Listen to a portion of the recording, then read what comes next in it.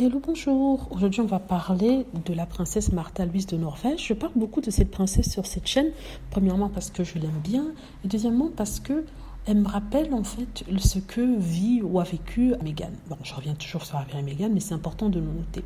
Elle a donné une interview à une chaîne de télé dans une émission assez populaire en Suède dans laquelle elle discute de sa vie. Il a été annoncé en novembre de l'année dernière que Märtha Louise ne représenterait plus la famille royale.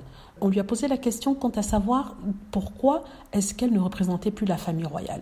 Et elle a avoué que, en fait, elle ne représente plus la famille royale à cause de la façon dont est perçu Derek Verrek et certaines déclarations qu'il a faites dans son passé. Il faut rappeler que Derek Verrek est un chaman dont il croit à la réincarnation et à d'autres vies, dont il croit à la guérison par les prières, c'est-à-dire que si vous êtes malade, vous méditez, vous pouvez guérir. Et tout ça fait en sorte qu'il a reçu beaucoup de critiques, même si certains disent que c'est une excuse, qu'à la base on ne l'aimait pas pour des raisons évidentes, c'est-à-dire qu'il est noir. Il faut rappeler qu'il est en fait métis, il est métis indien et je crois qu'il est haïtien, quelque chose dans le genre. Donc du coup, c'est ça qui posait problème pour eux. Et la princesse Märtha Louise l'avait effectivement dit dans une autre interview.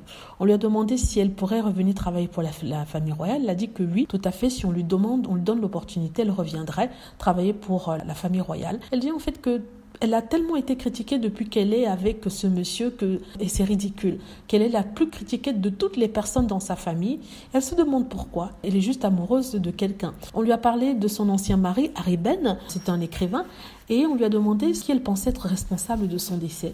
Elle dit qu'elle n'accuse personne, mais elle dit que la presse a contribué à son suicide dans la mesure où ils ont passé leur temps à le critiquer quand elle était avec lui. Avant qu'il ne se marie avec elle, il avait de bonnes critiques pour ses œuvres et qu'à partir du moment où il l'a épousé, on le critiquait tout le temps, on le traitait de tous les noms, c'était toujours de la négativité. Et du coup, sa santé mentale en a pris un coup. Il en avait d'ailleurs parlé avant son décès et il était quand même déçu parce que tout ce qu'il y avait comme écrit sur lui dans la presse, c'était que des critiques et les ventes de ses livres en ont pris un coup.